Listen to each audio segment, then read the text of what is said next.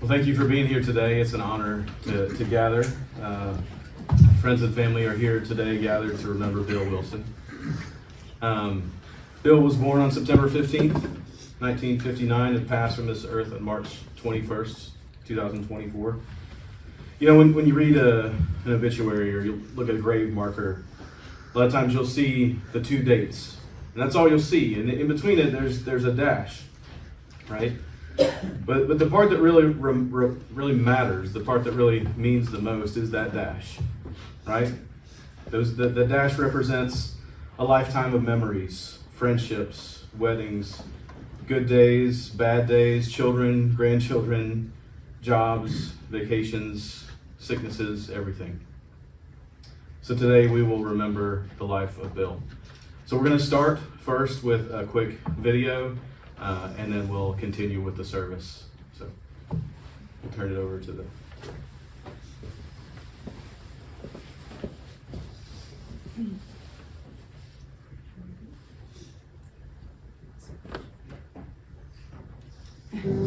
Johnny Cash,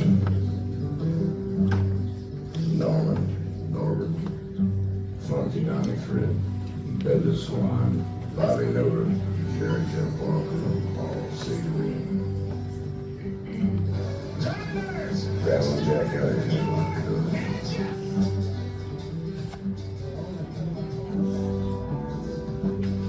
See him wasted on the sidewalk. Well, yesterday was fortune like a smile. Once he had a future before the morning of the grave, which felt like rain, gold without a style.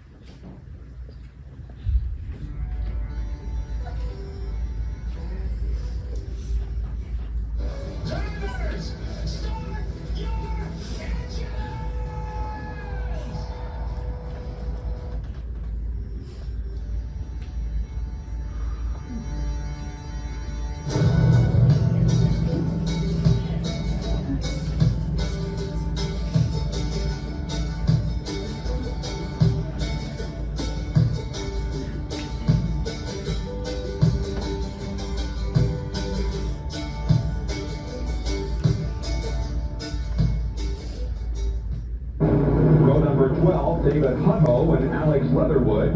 In the 13th row, Davis Myers and Bill Wilson. Meanwhile, Mickey York is your leader, followed by Larry Caudle. Mike Swain is third. On the inside there, the 00 car, Bill Wilson. The 01 car, Mike Leathers.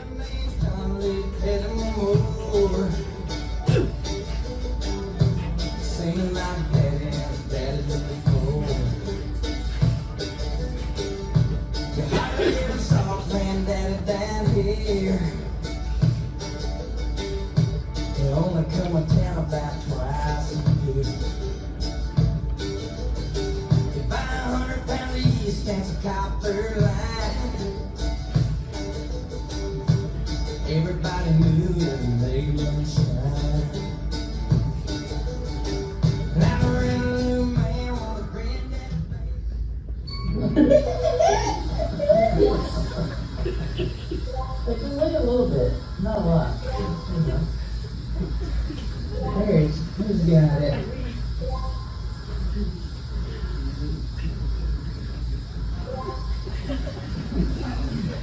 This is where we went wrong last time.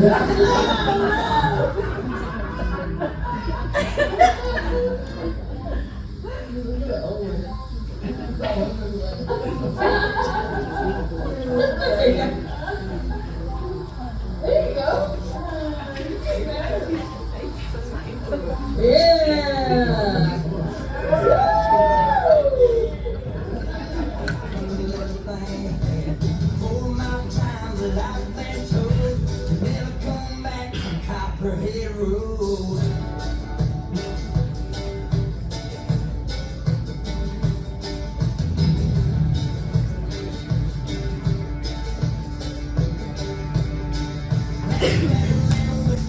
Big like dots. All that option at the Mason's lights. Shots of can of champagne on the side. Just shot cold of powder and then look to the side. Well, in the mouth, the toilet engine down. I still remember that rumbling sound. And the sheriff came around in the middle of the night. Heard mama crying, knew something wasn't right. He's headed down to Knoxville with a weekly load. You can smell the whiskey burning down Copperhead Road.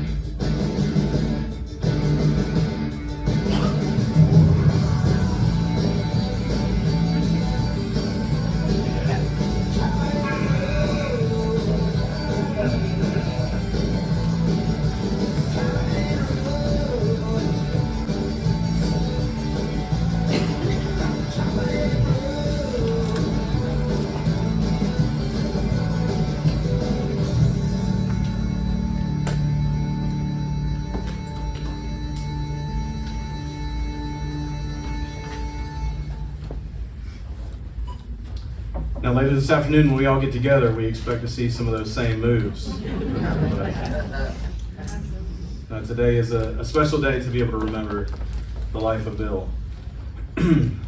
For Kim, he was an amazing husband. For Crystal, Bobby, and Tracy, he was Deddy. Now, you might think you heard me say Daddy. I did not. I said Deddy. It's D-E-D-D-Y. Just want to make sure. For Jeff and myself, he was father-in-law. He was a son-in-law. For Wyatt, Avery, Wilson, and Graham, he was granddaddy. For others, he was Mr. Bill. So today we'll have the opportunity to share stories and to remember him. Some stories will be more recent about his work, his life here in Florida over the last 20 years. Some stories will be shared from the past. You've seen pictures of him racing and a lot of his, the history of so much of what he's done. Jean, Bill's mother-in-law, shared a story that I thought would be fun to share.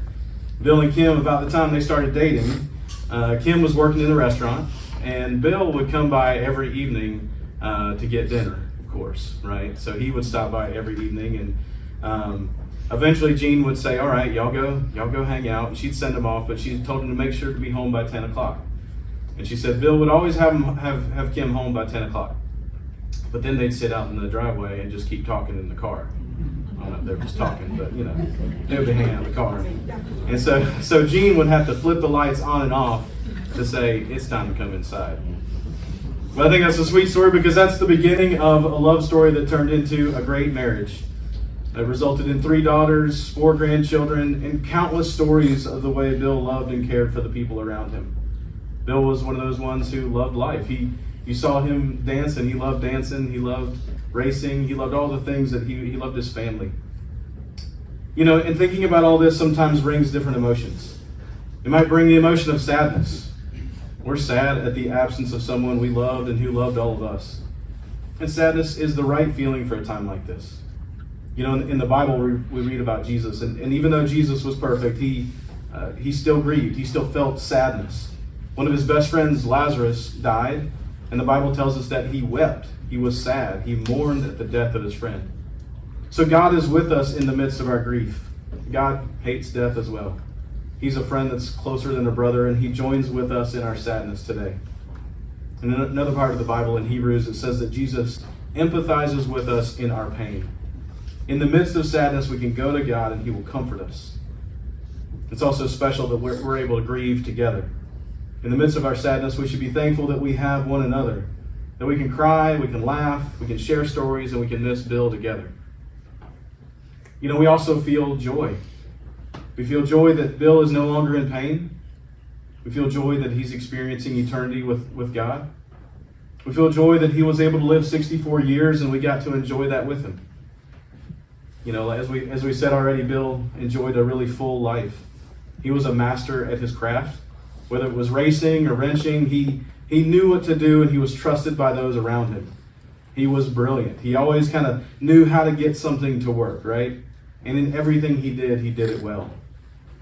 You know, a few of you will have stories to share as well, you know, throughout our time today. But I think for me, my favorite story of when I first met Bill. I had just started dating Tracy, and I don't even know if she acknowledged that we were dating at that point, but we went to see him at a race. It was somewhere around the Raleigh, North Carolina area, and we watched the race. He didn't win, and we left, and still hadn't had a chance to meet him. And so we get back to the house later that night, and he got back home, and he walks in, and the first words out of his mouth, you'll have to forgive me, he says, "I race like shit." That was my first impression of Bill. And to be honest, I was pretty scared of him. He wasn't a big guy, but you just kind of knew if he needed to, he could hurt you, right? But I quickly learned that wasn't who he was. What I also learned about him was that he loved his family. He loved you, Kim. He loved his wife more than anybody in this world, and I know you loved him just the same. So here I was dating his daughter and everything, and eventually getting married, and Tracy would often say, "I want to have a marriage like my mom and dad." And what a great legacy to carry on. So I would watch Bill and learn from him everything. I'd learn what he did for his family, and he would hug and kiss his wife in front of us. He didn't care. He would say, "Mama's good looking." Like he was always talking about how much he loved his wife. They would sit and drink coffee in the mornings on the weekends, and they would go driving just for fun, just to talk and spend time together. Bill was a great husband, a great dad, great role model. For Jeff and I know we look to him as a great role model in our lives, and we learned how to be a great husband from Bill. I'm thankful for my memories of Bill, and I know each of you have memories of Bill, unique stories of time that you spent together. And sometimes that sadness can be a little overwhelming. But on a day like today, I think we can also feel hope. You know, death seems really final, and sometimes it's hard to understand. You know, we all want to see our loved ones again. In the Bible, there's a verse in 1 Thessalonians that tells us that if we believe that Jesus died and rose again, in the same way, through Jesus, God will bring with him those who have fallen asleep. The Bible tells us that our earthly death isn't final. There is a life to come. And our hope isn't just a sentiment or an idea or a story, because when Jesus died, he was raised from the dead, and the Bible tells us that those who believe in God will also be raised to new life with him. So whenever somebody passes, it often causes us to think about our own lives. And I think if we could remember one thing today, it would be that God loves us. That God did something amazing so that we could be together with each other forever. He gave us a way to know him. We just have to realize that we mess up. We have to trust that he gives us new life. and experience his love and forgiveness, and we follow him in what he teaches in the Bible. So I think that's an important memory for us today as we remember Bill and the way he loved us. I'm going to close this section with a verse from the Bible and from the book of Isaiah that says this. It's a promise from God. It says, "Do not fear, for I am with you. Do not be dismayed, for I am your God. I will strengthen you and help you. I will uphold you with my righteous right hand." Would you pray with me? Lord, thank you for the time that we get to gather today. Thank you for the life of Bill, Deddy, Granddaddy, Mr. Bill. Thank you for the legacy he leaves of loving his family, loving his wife, and staying committed, loving his children, his grandchildren, his family, and his friends. Thank you that we can share together in our sadness, our joy, and our hope. Remind us that you love us. We pray all this in your name. Amen. At this time, we'll have a song, and then we'll have some more stories to be shared.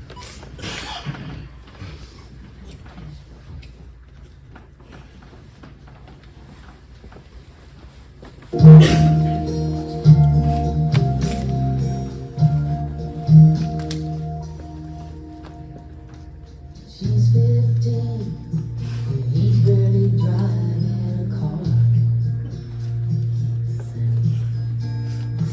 She's got his ring, and he's got the keys to her heart.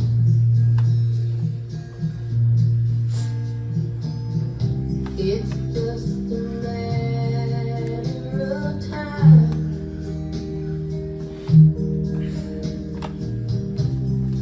They'll spread their wings and fly like two sparrows in a hurricane, trying to find their way with a head full of dreams and faith that can move anything. They've heard it's all appealing, but all they know is how they feel. The world says they'll never make it, love says they will. There's a baby crying, and one more on the way. There's a wolf at the door with a big stack of bills they can't pay. The clouds are dark and the wind is high.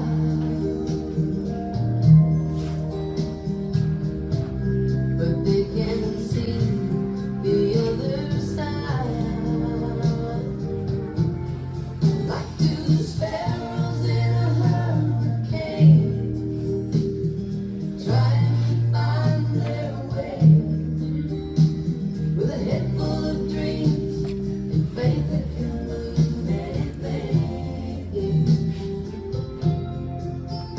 They've heard it's all appealing, but all they know is how they feel. The world says they'll never make it, love says they will.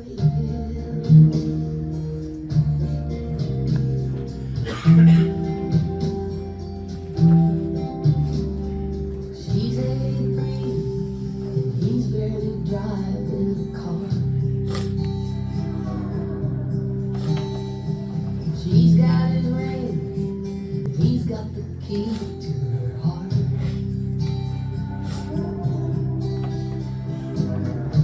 It's just a matter of time.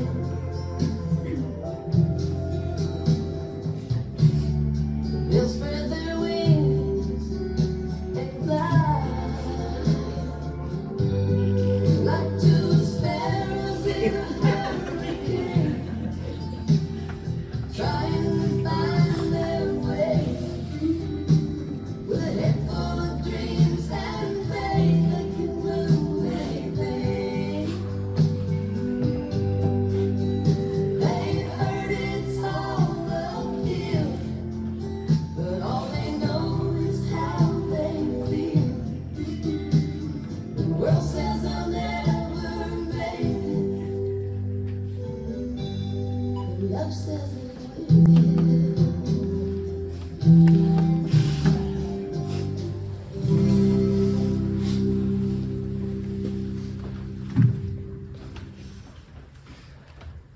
you'd like to come up and share something right now.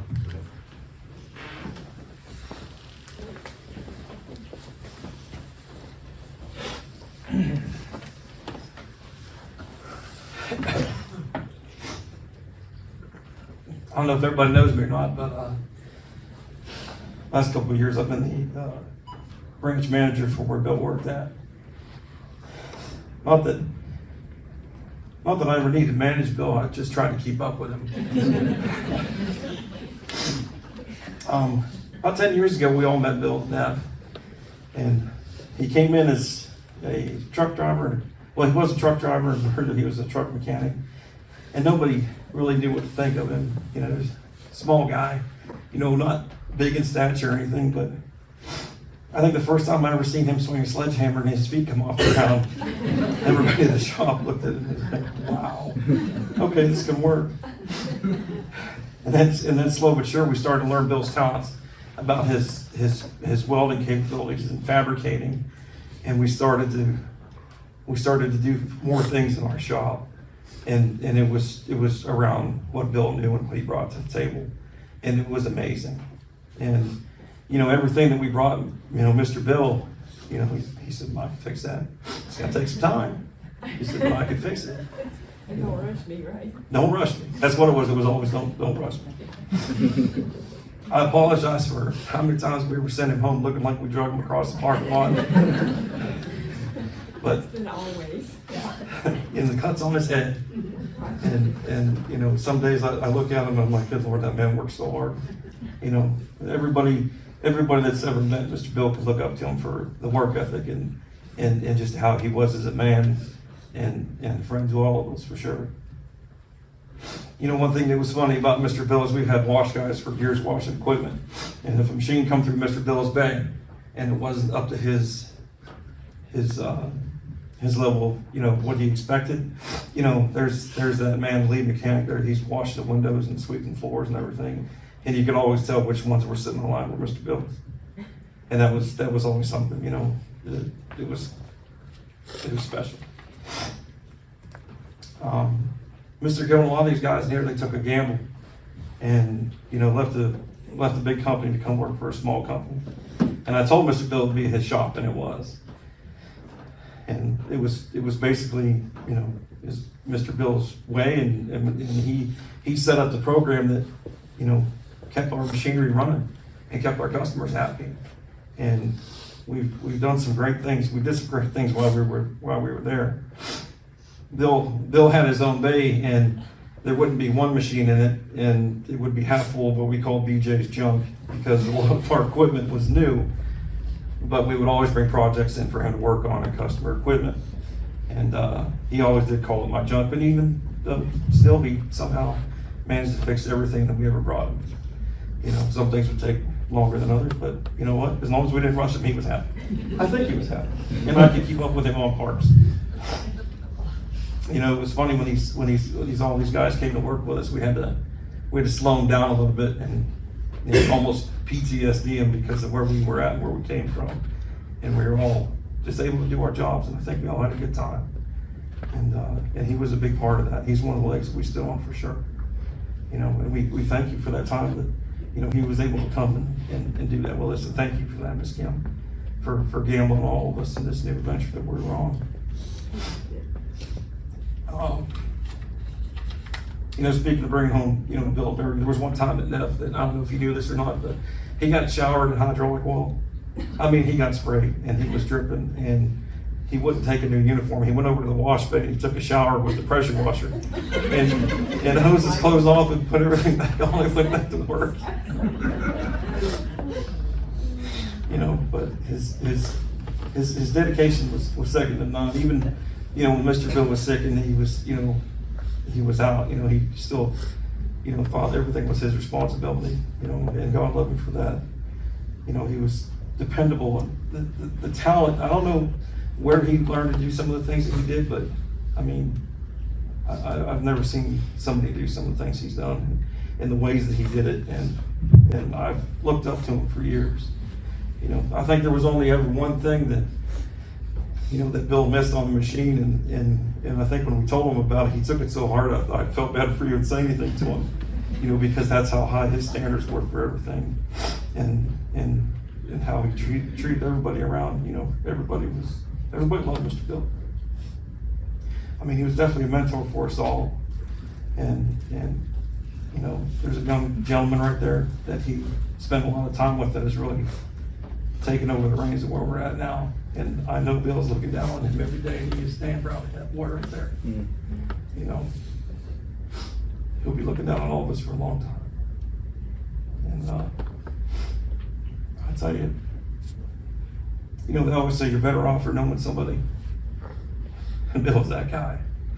You know, and we never knew, I mean, we've always known you, but we haven't got to meet the girls and the husbands and everything. And Bill was the whole package. You know, good husband, good man, Southern gentleman.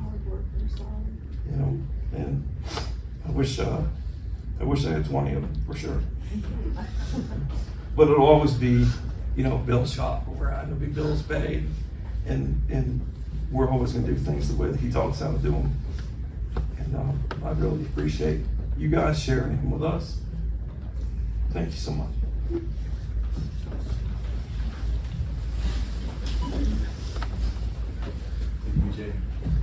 We have a few songs that we've selected throughout our time together today, so we're going to enjoy another song while we continue to remember Bill.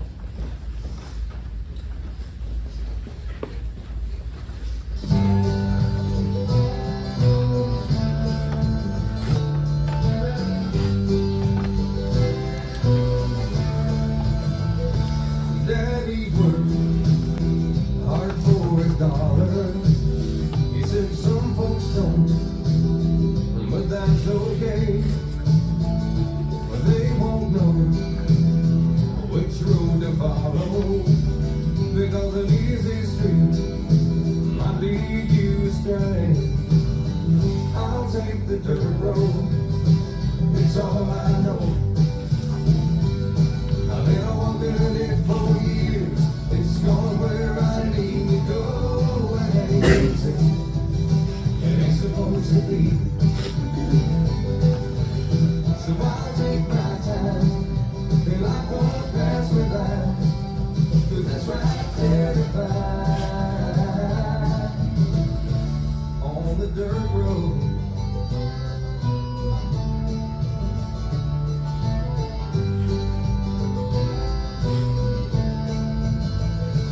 I have lived life in the fast lane. You gotta watch your back, it looks both ways. But when it's said and done, the time we have to borrow, you better make real sure to hit it the right way. I'll take the dirt road, it's all I know.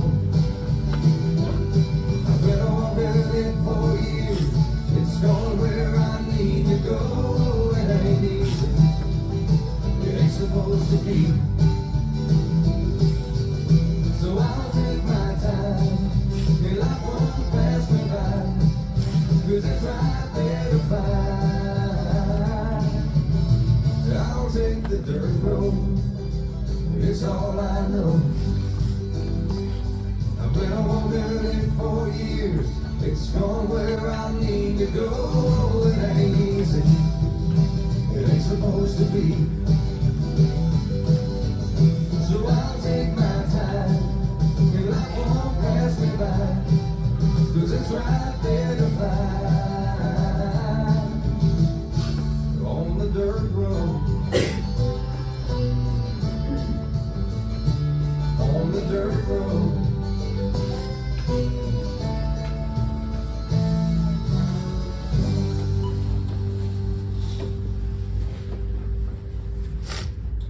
Now, I know there's a lot of folks in here who'd love to share stories, so what we'd like to do is just offer some time for folks to share some stories or share something. So Tracy's going to start us.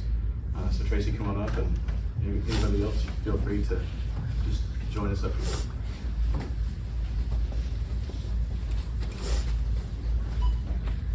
First off, I didn't think about the timing, but that song was one that Mama had always said reminded her of Deddy. And that was the song that he died to. He took his last breath in the last note of that song. And so on your cards, little handouts, I don't have one to show you, but if you didn't get one, thank you. Grab one, and on the back of it, it has the lyrics to that. So you can kind of know what it is. But I'm crazy. I'm the youngest of 3. I have less years. Thank y'all. First off, thank you for coming. I know that we might not be able to fully express how thankful we are that you all made it.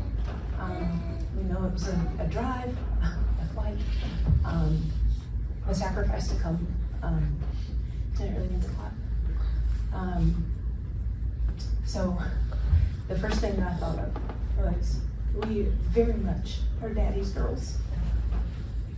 And we have been since we were itty bitty, forever. We've been Daddy's girls. And so I asked them, I said, why? What made him our hero? So here are some things that we thought of.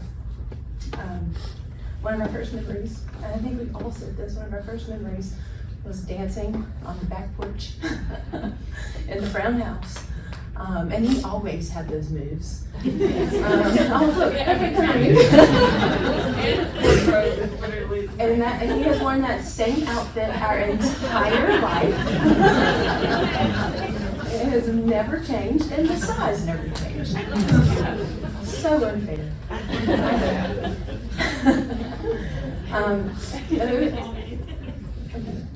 We remember him bringing our Reese's Pieces home, and it would always be a surprise. You never knew, but every once in a while we'd open up that refrigerator and see him sitting there, and we knew he bought 3, one for all of us. We remember, well, first off, the best griller in the world on his favorite Holland grill that he had for 30 years, forever. No, he was literally our hero. He fixed everything. That's where I was going with it. Y'all, we are 4 women living in a house.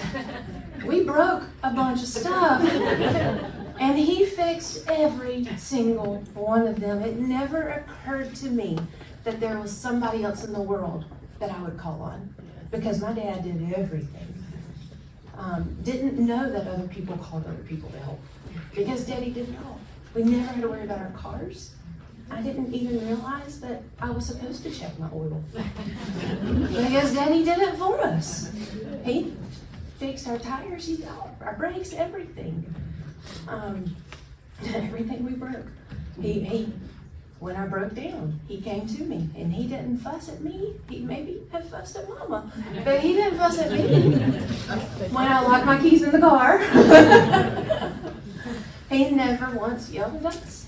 He never once made us feel bad about anything. He never showed frustration on us. He was always encouraging.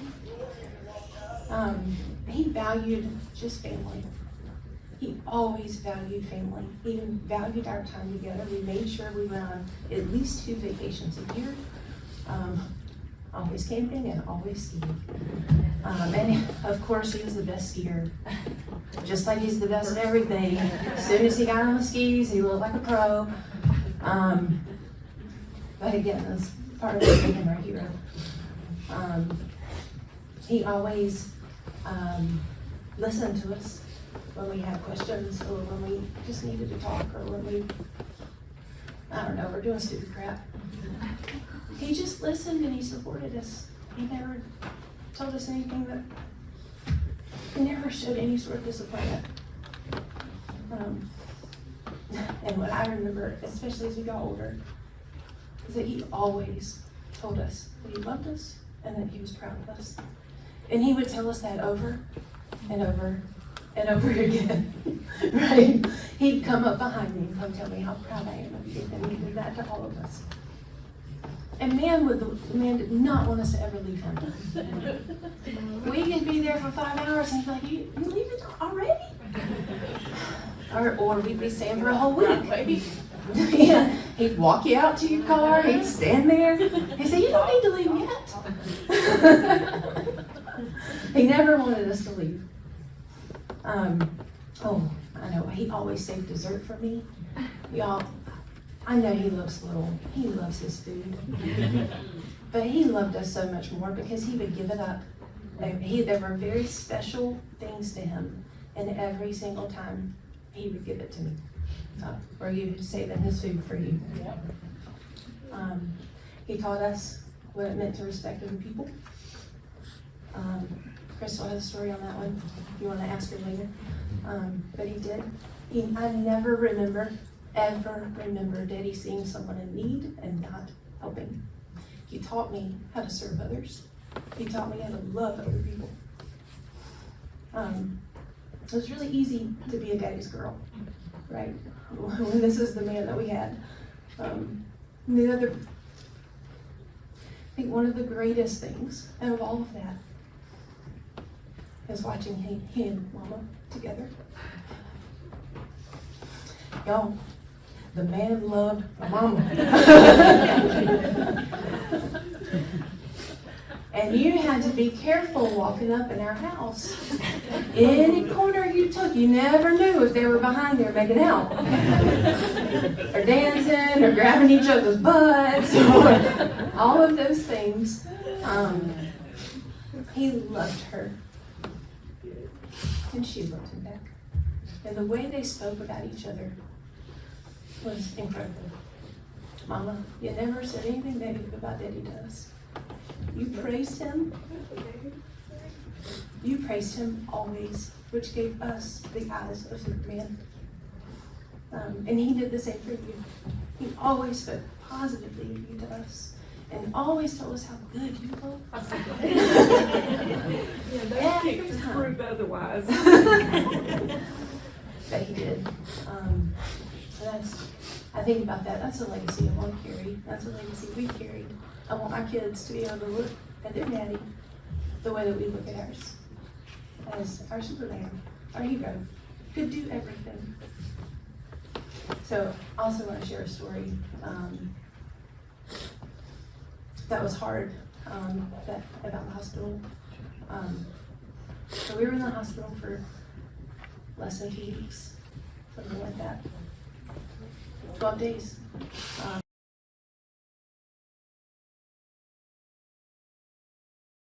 Day by day. For our momentary light affliction is producing for us an absolutely incomparable eternal weight of glory. So we do not focus on what is seen, but on what is unseen. For what is seen is temporary, but what is unseen is eternal. For we know that if our earthly tent, our earthly body that we live in is destroyed, we have a building from God, an eternal dwelling in the heavens, not made with hands. He tells us to think on what is unseen. Those words that made me so angry in that hospital, he is mine, I'm taking him. Now are my hope. Because now I know, and that's what it is.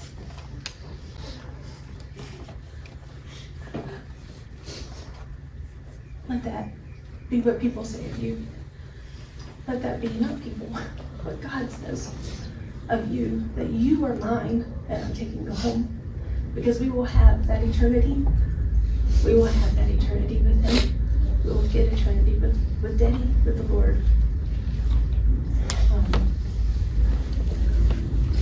So we just got to make it through the last little bit of our life here. In this moment here.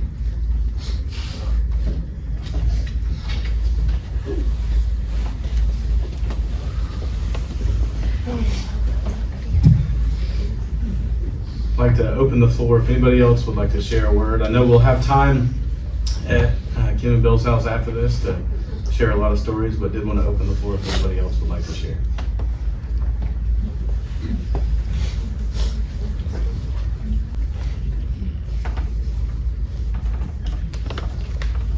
do is we'll go ahead and transition to the final song, and then I'll say a word of closing for our time together today.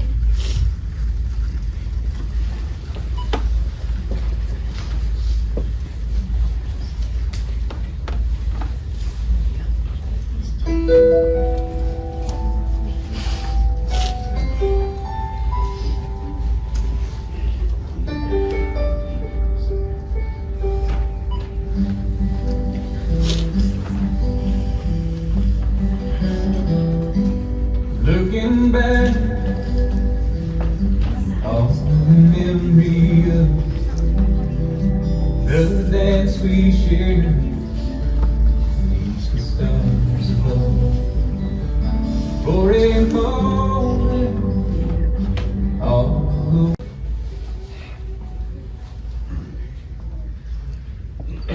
Wow, this hurts. I don't, a lot of y'all come down here, didn't you? There's 5 of us in this room that Bill come to work with us. And all I got to say is, thanks, Bill. He was great. And every one of us enjoyed him. You want me to call y'all names out? You want to stand up? But thank you.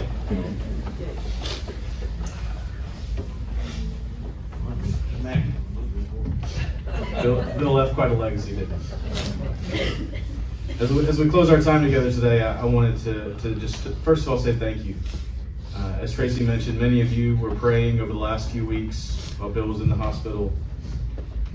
And I think as Tracy mentioned also, I think during this time is also kind of normal for us to ask God, why didn't you answer our prayer?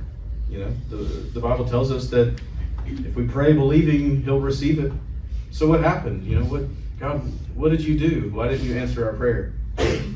You know, even in my own time of prayer over the last few weeks, I had moments of frustration, of crying out, God, please heal him. But God reminded me during that time that answering our prayers my way may not have been the plan. I heard someone say this one time, and I found it to be so true in this moment. That God's plan was always either Bill was going to be healed or he was going to be healed. Either he would be with family or he would be with family. Either he would live or he would live in eternity like he's never lived before. So the answer to our prayer was always either yes or yes. And just like Tracy shared, we believe in the hope of eternity. And that one day those who believe in God will be together again. And who knows, maybe the Lord had some stuff in heaven that no one else can fix and he just needs Bill to take a look at it. I think that's probably pretty true. The Bible tells us in the last book of the Bible, in speaking of eternity, it says that God will wipe away every tear from their eyes. There'll be no more death or mourning or crying or pain, for the old order of things will have passed away. God says, I'm making everything new. Then he said, write this down, for these words are trustworthy and true. What a great reminder for us today. I hope you'll consider eternity today and look to the Lord for hope. Thank you so much for joining us to remember Bill on behalf of the family. We're thankful for each of you for taking the time to be here today. In just a moment, I'm going to ask the funeral staff to come forward, but I did want to make sure everybody knew in about an hour, as soon as we're done here, we want to invite you all to join us at Bill and Kim's house for a time together to continue to remember him and to celebrate his life together. There's going to be plenty of food, so plenty of drinks, plenty of folks to hang out with. There's the address. If you walk out here in this foyer, there's an address on a blackboard. If you don't know the address, or you can come find anybody and get you pointed in the right direction. So please come join us. Please come spend some time with us this afternoon. We'd love to get to see you a little bit more. So at this point, I'll ask the funeral staff to come forward, and we'll dismiss us, and the family's going to have some time in just a moment of putting Bill in his final resting place.